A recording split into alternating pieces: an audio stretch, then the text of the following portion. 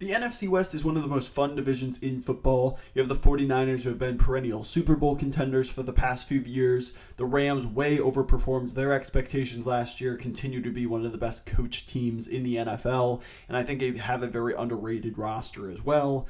Cardinals continue to rebuild and add key pieces like Marvin Harrison Jr. to this roster as they continue to develop. And then the Seahawks starting a new regime with Mike MacDonald at the helm, taking over for Pete Carroll. Should be very interesting to see how this division shapes out for the upcoming NFL season. This is our final divisional position ranking video here. Today we're looking at the NFC West, so let's just dive right into this, starting with the quarterback position here. And I actually really think that all four of these quarterbacks in the NFC West are pretty good. I think that you could make the argument that they're all franchise level quarterbacks, or at least playing to that capacity right now. Their stats are pretty good. I am going to go with the Rams here first, though. I really do think that Matthew Stafford is a very good quarterback, even at 36 years old. He was really impressive, had 26 touchdowns to 11 interceptions last year, but I think he honestly overperformed those numbers as well. Had 37 big-time throws, a 6.3 percentage there. Only had 12 turnover-worthy plays, so he really took care of the football pretty well, had a 4,300 yards. I think that he just did an excellent job operating that offense. There was concerns about his elbow, if he was going to be fully healthy. I do think that he put a lot of those concerns to rest, and overall was just great for this Rams team. I think until he really falls off and the injuries completely catch up to him, I think you have to put him in this number one category for the quarterbacks because he's just proven that he can do it. He can do it in the playoffs with this Rams team. I think Sean McVay gets the most out of him, so we're going to put him at number one here. And then we are going to put Brock Purdy and the 49ers number two. And there's a ton of varying opinions on Brock Purdy. Some people think he's just terrible and that he's a complete system quarterback and Kyle Shanahan is the only reason that he is relevant in the NFL. Other people think that he is the best quarterback in the entire NFL because his stats and his efficiency are really quite amazing as well. I am definitely somewhere in the middle on that. I think that Purdy is very much helped by the system that Kyle Shanahan has put around him, but he takes full advantage of that. I think he does a fantastic job taking what the offense gives him. I think he's a better creator than he gets credit for as well. 34 touchdowns to 12 interceptions, had over 5,000 yards for this 49ers offense last year. He takes care of the ball typically, throws with great anticipation and timing. Yeah, I do think that the system helps him out, but he operates the Kyle Shanahan offense so efficiently as well, and he deserves a lot of credit for that. He has some really impressive games last year, and I think that he is a good franchise-level quarterback that is very much helped by a great system around him as well. So I think both of those things can absolutely be true. And then we're going to go with Kyler Murray and the Cardinals up next. I think that Kyler Murray is a really tough kind of quarterback to read because he's dealt with a lot of injuries the past couple of years, and he does just kind of play with a lot of inconsistency. He is a big-time player. A lot of the plays that he makes are really exciting and impressive. When he gets going with his legs, he's super dangerous as well, but there are some inconsistencies in his game. Had 6 turnover-worthy plays, 8 big-time throws, 10 touchdowns, 5 interceptions, 1,800 yards. Didn't play until week 10. I thought overall he looked pretty decent. He looked like, maybe not the full Kyler Murray that really was super explosive for this team in the past. I don't know that he's ever really truly been able to put everything together, but I think that he has a ton of talent, and I would still say that he's a top half of the NFL quarterback, especially when he's healthy. His playmaking abilities are really good. I would say the big major knock with Kyler Murray is his ability to throw with anticipation over the middle of the field. You're kind of getting a lot of that Russell Wilson type of kind of throwing windows where most of it's deep balls down the sideline, creating with your legs, things like that. But I do think that he is a somewhat boom or bust type of player. And then we have Geno Smith and the Seahawks up next, and Geno Smith continues to be a very, very fun story. I think he is still a good quarterback. I think he did maybe take a little bit of a step back last year. He wasn't quite as dominant as he was kind of 2 years ago in his kind of resurgent season. Still had 3,600 yards, 20 touchdowns, 9 interceptions. With him, I do think he does put the ball in harm's way. He's not always the most accurate quarterback, but I think he is fun. He's usually pretty good at, taking the deep shots, being able to make plays. He's a very talented quarterback, even though he is 33 years old. I mean, he really hasn't played much in many, many years. So I think him getting this opportunity, second full year in kind of that system, he did show some really nice things, and I think he is a top 20 quarterback in the NFL right now. I will be interested to see how he does with kind of this regime change in Seattle, if he is still able to kind of keep up with that efficiency. But that's how I have the quarterbacks ranked, but I do like all of them. I think they are all pretty good quarterbacks, if not great quarterbacks. Moving to the running back spot, this is clearly the 49ers and Christian McCaffrey. He might be the most dangerous offensive weapon in the entire NFL. I mean, he is truly kind of one of a kind at the running back spot. I don't even think it's remotely close that he is the best running back in the league right now. So that alone definitely puts them at number one in this running back category. But I do also think that they have some pretty good players behind him as well that you can use and are useful players. Elijah Mitchell, Jordan Mason, Isaac Guerrero, a fourth round picked out of Louisville, I think fits this scheme perfectly. They always love taking, mid-round running backs and turning them into efficient players. But Christian McCaffrey is the big guy in this running back room. I think that, running back, 49ers being first, that is clear cut as it gets. But number two is definitely a little bit more of a consideration. I did go with the Rams and Kyren Williams, who definitely had a breakout season. He looked like a really, really good running back that, he doesn't necessarily have all the athletic traits that you look for in a dominant running back, but was still able to amass 1,200 yards, 12 touchdowns. I think he's really pretty good in pass protection as well. Had a 90.5 rushing PFF grade last year, was super efficient with the carries he got, had 3.27 yards after contact, so he made the most of the opportunities that he was given. They also drafted Blake Corum, who was an incredibly productive running back at Michigan. He's a small kind of bowling ball type running back. He does have a lot of carries under the belt at Michigan, but I think he is a good second back as well. So we are going to put the Rams next. I think Williams' production last year was really impressive. I do think that he needs to show he can repeat it, but I think you've got two really solid running backs in that room. Then we're going to go with the Seahawks next. I like their 1-2 punch as well. Kenneth Walker didn't have quite as good of a year as he did in his rookie year. Still had 900 yards, 8 touchdowns. Overall was still a really pretty good player. I think that he did pretty well with the carries he was given. 4.1 yards per carry isn't terrible. You might want to see that bumped up a little bit, but I do like him being able to burst plays to the outside, read his blocks, and take off upfield, kind of bounce plays outside and be that big play threat. 23 years old, 5'9", 211 pounds, definitely a ton of potential for Kenneth Walker to be a really good player for this team. He needs to be a little bit more consistent. There were a couple of games where, he wasn't getting a ton of carries, was maybe dealing with some nagging injuries, things like that. But, I do think that he needs to continue to grow and develop. Zach Charbonnet, the other running back on this team, he was a favorite of mine coming out of UCLA. He's a big, powerful running back. You have Kenny McIntosh, George Halani, an interesting undrafted free agent out of Boise State. So I think that, this is a talented running back room. You've got some really young guys in there as well. So I think they can continue to grow and get better in this room.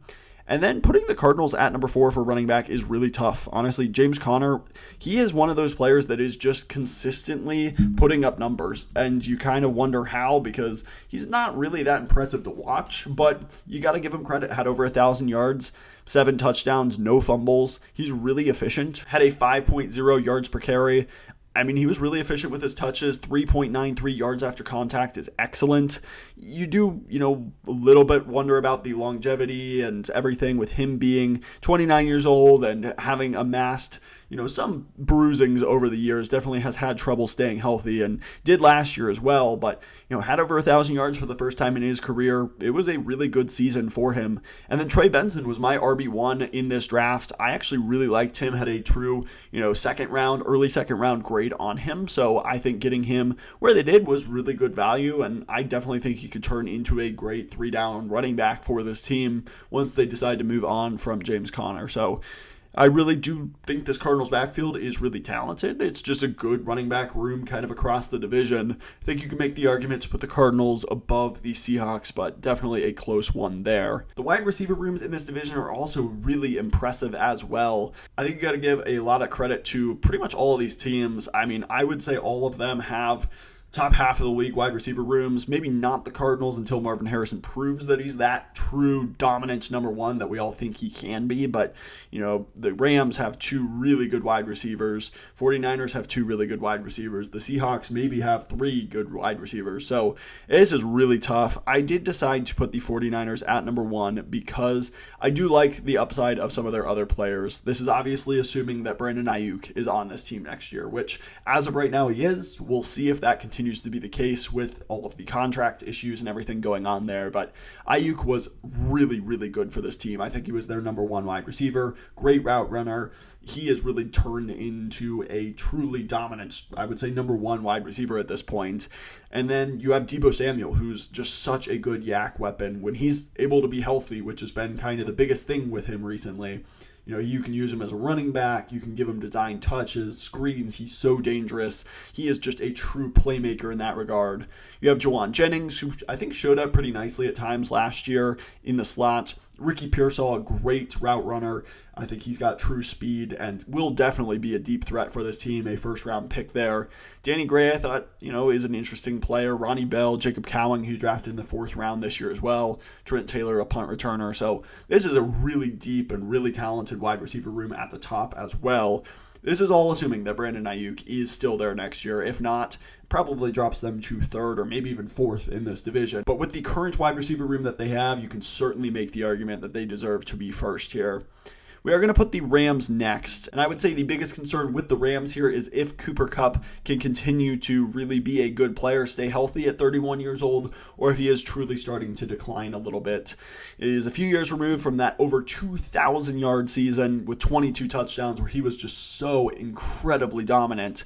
Had 812 yards last year and then 764, 5 touchdowns this most recent season. Obviously dealt with a ton of injuries, didn't play until week 5, and even then, didn't quite look like fully healthy Cooper Kupp, but that durability is going to become a bigger and bigger question mark as well.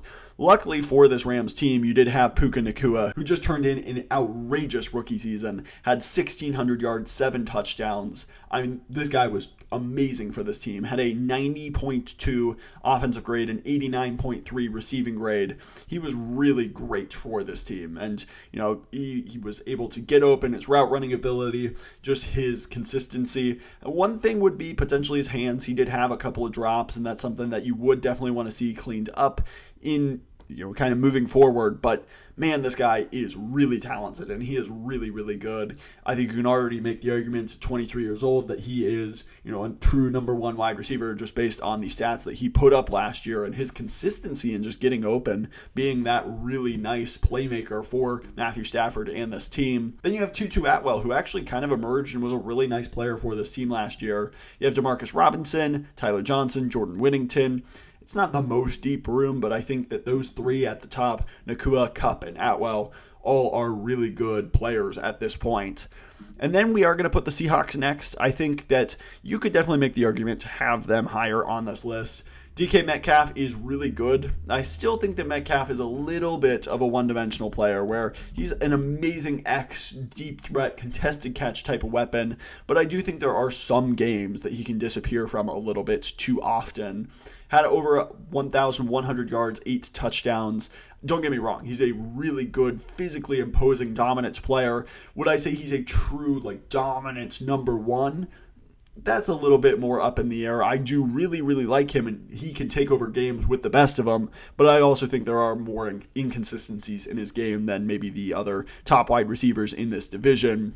Tyler Lockett is getting up there in age a little bit as well. I think that he is slowing down potentially a little bit, which, he has been really good for this team for many years, so it wouldn't be at all surprising if, he does slow down just a little bit, but still had 894 yards, 5 touchdowns for this team last year. He's still a reliable kind of, get open separation type of receiver. He is just 31 years old, so you have to be at least prepared for what life might be like with a aging Tyler Lockett on your team. And then Jackson Smith-Njigba didn't maybe have an amazing rookie year, but I still think there's a ton of potential. His separation, his route running skills are absolutely up there. He was my wide receiver 1 2 years ago, so I definitely think you could, see a big jump for him in his sophomore year.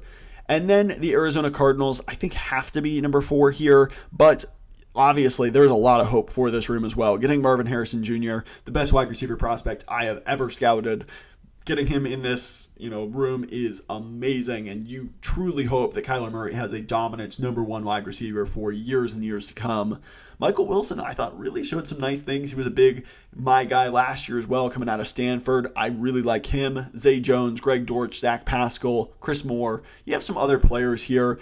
Zay Jones will probably get primarily the most looks out of those guys, but you're hoping Marvin Harrison can turn into that true number one, and Michael Wilson can be a nice number two for you. I think that's a really good trajectory to be on for the Cardinals, but right now it's just a little bit more of an unproven group than the other teams in this division, but I love the trajectory that they are on. Moving next to tight end, this is going to be the 49ers. You've got George Kittle. When healthy, he is definitely one of the best tight ends in the league. His blocking ability is really unmatched when it comes to the top tight ends in the NFL. So, he is a really good receiver. He's great after the catch, but his physicality and the run blocking he brings are also just as important to this team. You have to include Kyle Juszczyk kind of in this as well. He's a fullback, but, definitely plays a lot of role at a tight end and lead blocker, move blocker in the system. I think that, he is an excellent player and, definitely one of the more unique roles in the NFL right now, but he is incredibly valuable as well. Logan Thomas, I think, is a decent player, and, you don't have a ton of guys behind those, but you don't need more than 2 to 3 really solid tight ends, which is what I think that the 49ers definitely have. But Trey McBride, I think, is super underrated for this Cardinals team. Trey McBride was excellent last year. I already think he's a top 10 tight end in the NFL, had 825 yards, 3 touchdowns, was an underrated blocker as well. I think he's going to be in that conversation for a top 5 tight end this year. I really do like him, and I think that, with teams not always having to focus in the middle of the field, now that you have Marvin Harrison, Kyler Murray healthy again, and his running threat, I think McBride could absolutely have a big-time year for this team. You also have Tip Ryman, who drafted in the 3rd round out of Illinois, Elijah Higgins, Travis Vokalek as well. Not super notable, but McBride is kind of the big name for this team, which I do expect to have a huge year for him. Then we're going to go with the Rams and Tyler Higbee. He's just one of those really reliable tight ends. You don't expect too much out of him, but he's a decent blocker, but he's kind of that underneath safety blanket over the middle of the field. Had 495 yards, 2 touchdowns last year. Solid run blocker. You pretty much just know what you're going to get from him, and that's just solid play. Colby Parkinson, I did like sniping him from the Seahawks. I thought he was a really underrated piece for that team. Davis Allen, a decent kind of field stretching seam route runner out of Clemson. Drafted him in the 5th round in 2023, and Hunter Long still on this team as well, coming from the Jalen Ramsey trade. So I think, you've got an interesting room there. Higbee's kind of just that fine, solid starter, and you've got some other intriguing pieces behind him. And then we have the Seahawks last. Noah Fant's a perfectly good tight end, especially in the receiving game. I don't think he provides maybe quite as much in the blocking game sometimes, but I do like him. I do think that they've lost some depth, though, at this spot. You used to have Parkinson and Will Dissly. They don't have those guys anymore. You have Pharaoh Brown, A.J. Barner, who is a 4th-round pick out of Michigan, a big blocking type. So I don't think you have a lot of dynamic ability in this spot, but I think you'll get consistent check down, first down type of things with this group. And, I don't think it's a terrible tight ends group. It's just the other teams in this division do have good players as well. Moving to the offensive line, I think it is the Rams here. I think the Rams' offensive line definitely overperformed expectations. You have Jonah Jackson, who I think was a really good signing, bringing him in from Detroit. Alaric Jackson, Joe Noteboom going to fight it out for that left tackle spot. I don't think either one has shown a ton of consistency. I would be curious to see who ends up starting there.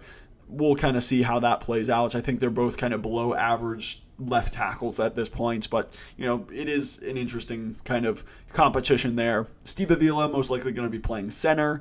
Definitely took his lumps for this team, and I don't think was particularly great as a rookie. Bo Limmer, I was actually a big fan of, 6th-round pick in 2024 this past year. He's a great mover. I do think he can be overwhelmed with power. He's a little bit of a smaller guy, but I do really like his movability, and kind of in that Sean McVay wide zone style offense, I think he can be pretty interesting, so maybe a piece to watch. Kevin Dotson was actually really good for this team last year. And then Rob Havenstein at the right tackle spots has been a rock for this team for years as well. Warren McClendon, another tackle option for them. So you definitely have a left tackle question mark. Avila, we'll see if he can kind of get into form as well. But overall, I do think this is a solid offensive line and doesn't have a ton of question marks, which actually in this division is pretty good. I don't think it's a particularly strong offensive line division. Then we're going to go with the 49ers next, and they definitely have their question marks, but they do have potentially the best offensive tackle in the NFL in Trent Williams. Even at 35 years old, Trent Williams continues to be dominant. When he was not in, at times, you could definitely feel his absence, and this offensive line was rough.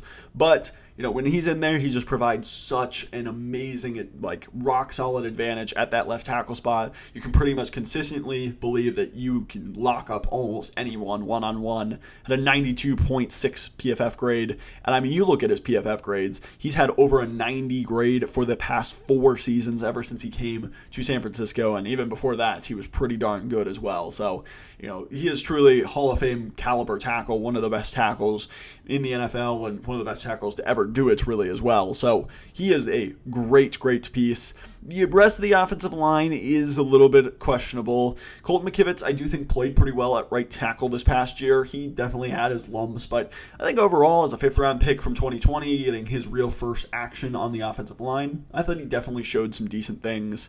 Interior was a little bit more of a question mark. Jake Brendel, I thought, was okay. I think Aaron Banks definitely struggled from time to time. Spencer Burford is another option at that left guard spot. John Feliciano probably had his best year as a pro last year within the Shanahan offense, but still definitely ups and downs. And then you draft Dominic Capuni in the 3rd round. I think that was a good pick. I think he can definitely be a solid interior piece of the future for this team.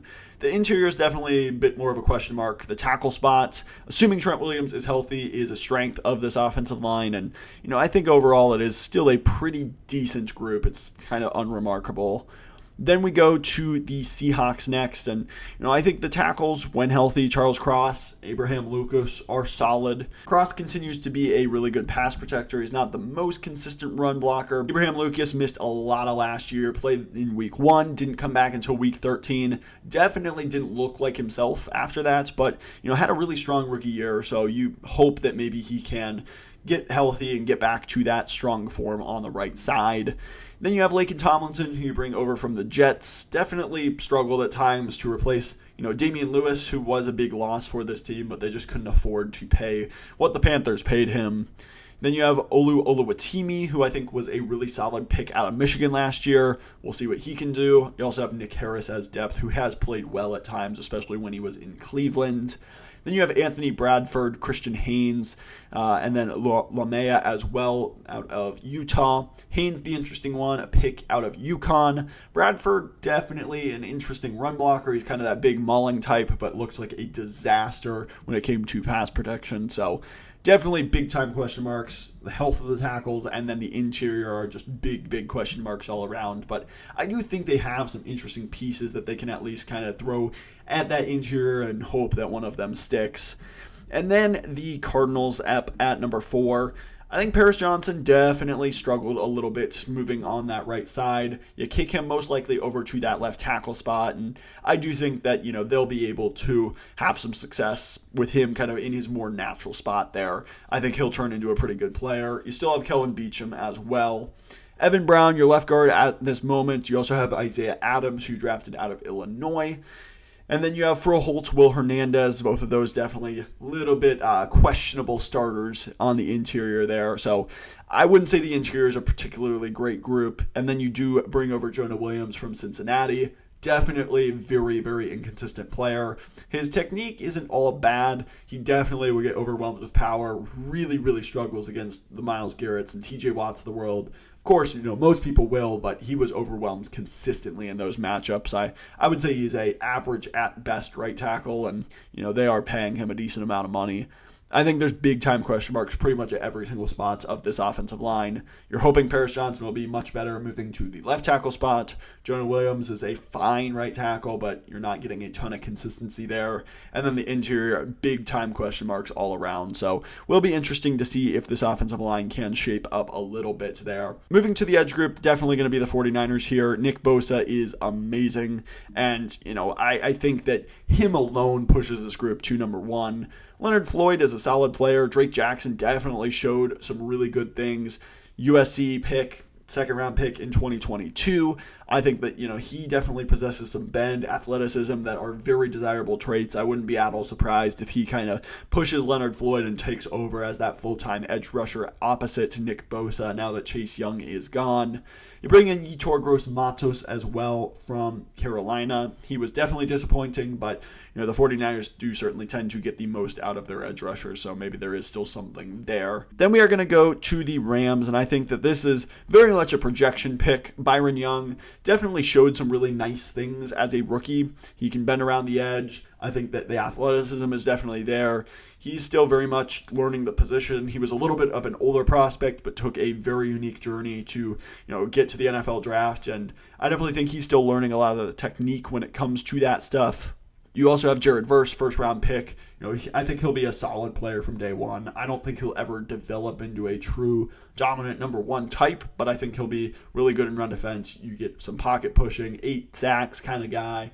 I could definitely see him turning into that kind of player. Brennan Jackson, an interesting fifth-round pick out of Washington State.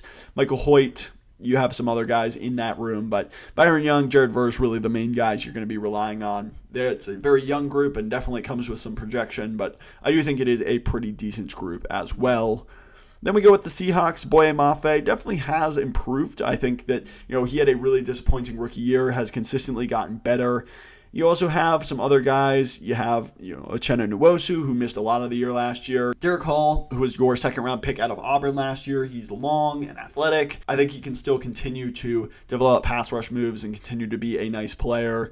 Jarrell Taylor, I think that, we're still looking for him to truly break out. He can be an interesting player. And then Nelson Cesar, I do really like him.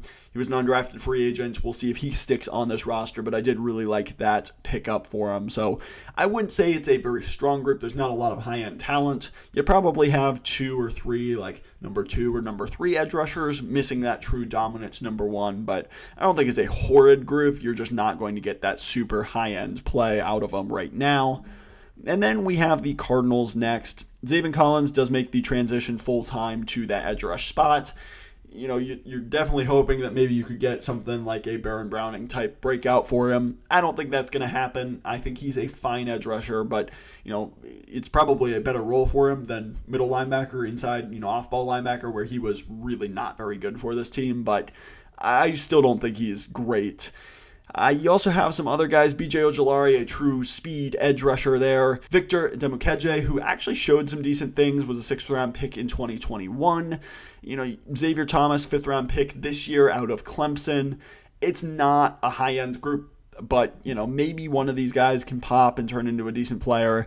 I would say it's probably one of the worst edge groups in the NFL, but maybe, with some decent coaching, they could turn into a couple of decent players for Jonathan Gannon's defense. Then we're going to go to the interior defensive line. I do like the Seahawks interior group here. You have a pretty good rotation. Leonard Williams, who traded from the Giants.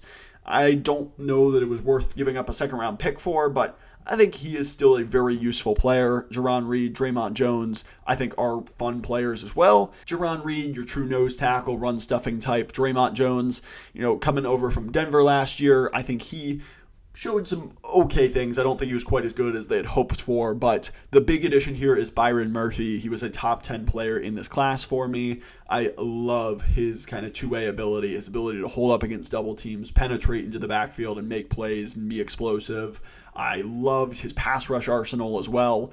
I think he could definitely turn into a great player for this team, and that's honestly number one reason that I have this Seahawks team at number 1. I think the other 3 guys that we mentioned already, in addition to Jonathan Hankins, Mike Morris, you've got some good depth and some good pieces, but I think Byron Murphy could turn into a really special player for this team. Then we're going to go with the 49ers next. Javon Hargrave, still a really good player for this team. I think that, his first year coming over from Philadelphia was still very successful. Malik Collins, honestly, a pretty good player as well. He's got some decent pass rush moves. Don't think he's quite as good against the run as you would hope for, and that's kind of the biggest concern, I would say, in this group. I don't know that they have amazing run stuffers. You have Jordan Elliott, Kevin Givens. None of these guys, I think, are great run stuffers. The one to watch would be Evan Anderson, I think an interesting undrafted free agent out of FAU. I think this is a solid group. Hargrave definitely raises the floor of it. I think you can get some consistent good pass rush from him, but there are still question marks, I think, especially against the run from this group. Losing DeForest Buckner and Eric Armstead now over the past couple of years, I think, are big losses for this team. Next, we are going to go with the Rams. I absolutely loved what Kobe Turner did for this team last year. You can't replace Aaron Donald, but he is kind of in that same mold, and I do really like him. Bobby Brown is kind of your true nose tackle type. He's okay against the run. He's nothing special. He's completely useless against the pass game. He can't generate much of a pass rush, but he is there as kind of your true nose tackle type. Braden Fisk, a super high effort, energy kind of player, transferred over from Western Michigan to Florida State and showed a lot of heart, I just loved his motor. I do think that he is a little bit limited when it comes to kind of how developed and polished he is coming out as a second round pick. There's a little bit of an older prospect. I think that he tested amazingly, but that doesn't always show up on tape as well. So he's an interesting player. I'll be curious to see how he turns out. Tyler Davis, I did think was a good pick in the 6th round. So some other guys, I think it's a very, very young group. They need to prove themselves, but there is some upside for sure. And then the Cardinals bringing up the rear again here. Bilal Nichols, Justin Jones, Darius Robinson, obviously the big one, first round pick. I didn't have a first-round grade on him. I thought that was a bit high. He's going to be kind of playing that 4-eye role for this team. I think that, he'll be pretty decent in that role, but it's just not the most valuable position to be spending a first-round pick on. You have Dante Stills, Kyraisis Tonga, LJ Collier, Roy Lopez. Most of these guys are, rejects from other teams. They're not the most consistent group, so, definitely big-time question marks on the interior of that defensive line for the Cardinals. And then linebacker, this is easily the 49ers once again. Fred Warner, the best linebacker in the NFL. Dre Greenlaw, obviously amazing as well. Hoping, he can recover from his injury. You also have D. Winters, Ezekiel Turner, some other guys there. But really the top two, Fred Warner, Dre Greenlaw, Devondre Campbell, also another piece that they bring over from Green Bay. It's a very interesting group, and Warner and Greenlaw are going to elevate this, one of the best linebacker groups in the entire NFL, if not the best. So will be best in the division as well. Then a little bit of maybe a surprising one. I actually am going to go with the Seahawks next. I think you can make the argument for any of these teams next, but Tyrell Dodson, I think you could absolutely say was a really underutilized piece in Buffalo last year. I really like Dodson, and I think that he could turn into a really nice piece for this team. At just 26 years old, he is a really kind of fun, instinctual player. He had a 90.2 PFF grade, an 88.4 coverage grade. That's exciting to see. Yes, it was only 589 total snaps, but he definitely was a piece on that team. Needs to be a much more consistent tackler, but I definitely think the flashes are there. He could turn into a nice piece. Jerome Baker has had some ups and downs. Bring him over from Miami. I think he is, kind of a solid linebacker too. Tyrese Knight, an interesting pick. Drake Thomas, John Radigan, some other guys in this group, but Dodson's honestly the one that I'm most excited to kind of see him get a true starting opportunity because I think he could absolutely take advantage of that. Then we're going to go with the Cardinals next. I think that the Cardinals linebackers are a solid group. Kaiser White, bring him over from Philadelphia, had a solid first year with the Cardinals last year. He's just kind of a consistent tackler. He's not the best when it comes to coverage. I think there, are some matchups that he can definitely be exposed on, but he is a very solid kind of linebacker. He maybe ideally wouldn't be your number one linebacker, but he's solid. You also have Chris Barnes, who you have from Green Bay. Owen Pappo's a really interesting one, 5th round super athlete out of Auburn from 2023. Mac Wilson, definitely a very good piece as well. He was great for New England last year when it came to coverage. He was put in really good spots, and I think Jonathan Gannon could really use him in some very interesting ways. Marcus Bailey, mostly a special teamer for the Bengals, but was pretty good in kind of goal line situations. So I definitely am a fan of Marcus Bailey as well. Went to my high school, so I am a big fan of him. And then we are going to bring it up with the Rams. And, Ernest Jones is actually a really good linebacker. I think he well overperformed kind of what was expected of him last year. The biggest concern is the other linebacker spots. You have Christian Roseboom, Troy Reeder, Jacob Hummel, Omar Spites, who, honestly is an interesting player as well as an undrafted free agent, but none of those guys are good. They are really quite bad, especially if you ever have to go into kind of a base 4-3 defense. But even if not, you can't live and dime forever. Ernest Jones can't be the only linebacker on the field when you've got loaded boxes and stuff, and I think this other linebacker spot is really, really rough for this team. So that's kind of the big concern. Ernest Jones is a really good player, though. Honestly, I do think he is a really underrated piece of that Rams defense and is a really solid player. Moving to corners, I am going to go with the Seahawks here. Devon Witherspoon is awesome. I love Devon Witherspoon, and he was as good as advertised, really. I think that, you really, really love what he does. Tariq Woolen definitely, is a polarizing player even still. I don't think a lot of people are saying that he is, that dominant lockdown cornerback like maybe they were saying before when he had 5 touchdowns last year. He's super instinctual. He had 10 pass breakups, 2 interceptions last year. He is a little bit grabby, had 9 penalties last year. There are some inconsistencies in his coverage game, but as a corner too, I think he's really solid, and Witherspoon can be that corner one for you. Michael Jackson, I think, is a solid corner 3. You've also got Trey Brown, DJ James, and Nehemiah Pritchett, both interesting pieces from Auburn as well. I like the swings there. So overall, Witherspoon is awesome. He was as good as advertised, and I think can turn into a true lockdown number 1. Tariq Woolen's a solid 2, and then you've got other good depth pieces as well around him. I also like the 49ers room here. Charvarius Ward is awesome. He is a really nice corner 1, and you can rely on him to kind of lock down most opposing number 1 wide receivers, honestly. Jamador Lenore had a really good kind of breakout season. I thought he was really good. The other corner spot is definitely a question mark. You have Isaac Yiadom, Renardo Green. You also have Ambry Thomas, Darrell Luter. This team did struggle with injuries in the past at the corner position, and I still think they are a little bit vulnerable there. I think the third starter is going to be an interesting kind of competition as well. A little bit of a question mark, which does kind of put them at number 2 right now. Going to put the Rams at number 3. I think Tre'Davious White is probably well past his prime at this point. He has dealt with a ton of injuries. Super unfortunate because he was such a talented player, but maybe he can revitalize his career, but it's bold to kind of rely on that. Bring back Darius Williams from Jacksonville. I think, he can be a solid piece for you. He was actually pretty decent for the Jags last year. You have Quentin Lake kind of playing that slot position. I think he's okay in that role. I don't think he is a super high-impact player, but, he can come up and hit former safety, so I do think he is at least physical at the line of scrimmage. You have Trey Tomlinson, Darion Kendrick, who was rough when he played, Kobe Durant. I think that this corner room definitely lacks high-end talent, and there is some concerning depth, but, you do hope that maybe Tre'Davious White, Darius Williams, you can get good years out of them, and, they can be successful for you. Then we have the Cardinals at number 4, definitely big-time concern in this group. Max Melton, I do really like. I think, coming out of Rutgers, second-round pick, he is a really interesting athlete. I like his instincts. I do think he might be a little bit more of a slot player. I don't know that he has to be, but I do think that he is an interesting player. Be curious to kind of see where he lines up. You have Sean Murphy-Bunting, who I did like. He in Tampa Bay originally, was in Tennessee last year. I don't know that he is really, more than maybe a corner 3 at best. Garrett Williams, I think, has had some ups and downs. You've got some other really, really interesting pieces.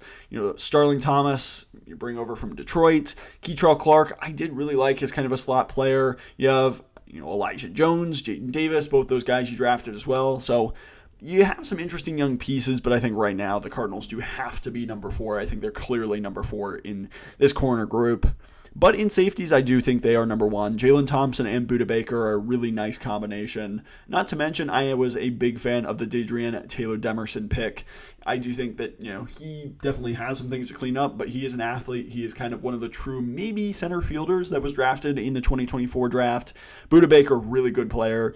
I think, he is one of the better safeties in the league, and Jalen Thompson's a good starter. So that does put the Cardinals at number one, the first number one that they've been ranked here in this entire video. Then we're going to go with the 49ers next. I think Hufanga, when healthy, is really good. He's kind of that playmaker at the line of scrimmage. He has good instincts. You also have Jair Brown, who I didn't love. I think he had some moments. I think it was a little high where they drafted him in 2023. I thought he was okay as a starter, as a rookie, but I don't think you were really getting super consistent play. Malik Mustafa, an interesting pick in the 4th round. Also have George Odom there. It's an okay group. Hufanga, definitely I think is solid, and then the rest are your young guys that you're hoping can kind of take that next step. Then we're going to go with the Rams next. Cam Curl is a solid piece for this team. Bring him over from Washington. I think this Washington regime was kind of a little bit done with him. Obviously, they've turned over their coaching staff at this point, but Curl was kind of one of the odd man out. I think he's a solid player. He's kind of more of that box safety. He's not necessarily going to be the true man-up tight end kind of player, but he is in a good box kind of safety. And then John Johnson definitely seems to have kind of his best years behind him, but coming back to LA, he was in Cleveland in previous years, and, we'll see if he is able to kind of turn into something. Cam Kitchens was the 3rd round pick out of Miami. Wasn't super high on Kitchens, but, he had some early hype in the draft cycle, so maybe you can pull some of that talent out of him. Then the Seahawks, I think Julian Love's a solid player. Rayshon Jenkins is okay.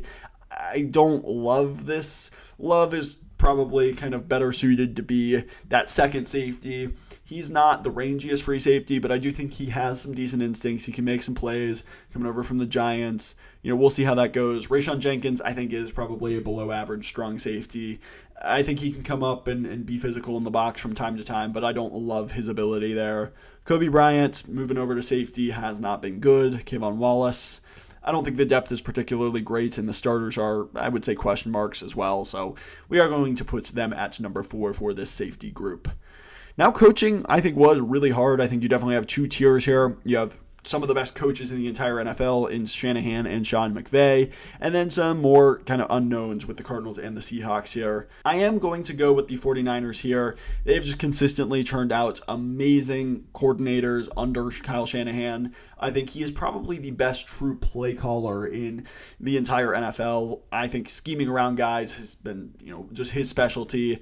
I understand, he definitely has to get over the hump in the playoffs, and Sean McVay has done that. I don't at all mind putting Sean McVay number 1, and, I think you could absolutely make the argument really either way. I'm just going to go with Kyle Shanahan, Chris Forrester, Nick Sorensen, the coordinators there. And then with the Rams, you have Mike LaFleur, who was a little bit of a holdup. I don't love Mike LaFleur, but, I'm not surprised that he was brought over. Also have Chris Shula as well. So either way, I think you could absolutely make the argument there. And I think you can make the argument either way here as well, both pretty unproven, but I am actually going to go with the Seahawks. I think Mike MacDonald did such a good job with this Ravens defense last year. I think that, obviously he's an unproven head coach. You have Ryan Grubb, Aiden Durd as well. I think MacDonald is going to be a really good head coach. He's kind of one of that young minds that really, I think, he led one of the best defenses in the entire league. I think that, it was a big portion of his ability to scheme around his players and really get the most out of them. I do think that he is going to be a really solid head coach. Jonathan Gannon didn't have a lot to work with in, Arizona last year, but I do still think he can be potentially a solid coach. I was actually more impressed with the job that he did than I expected to be, which, obviously the Cardinals record didn't show it, but I thought they showed some fight, and I definitely think with a more talented roster, he could, turn into a really solid head coach. So that is going to do it for my NFC West positional rankings here. Let me know your thoughts down below. What teams did I have too high for each positions? Who did I have too low? Let me know your thoughts. Comment down below. If you like this kind of content, other NFL draft content, predictions, mock drafts, power rankings, scouting videos, all of that good stuff, please hit that subscribe button down below. While you're down there, hit that like button as well. It's just a free and easy way to support the channel, and truly I would appreciate it. Thank you so much for watching. I will catch you in the next one.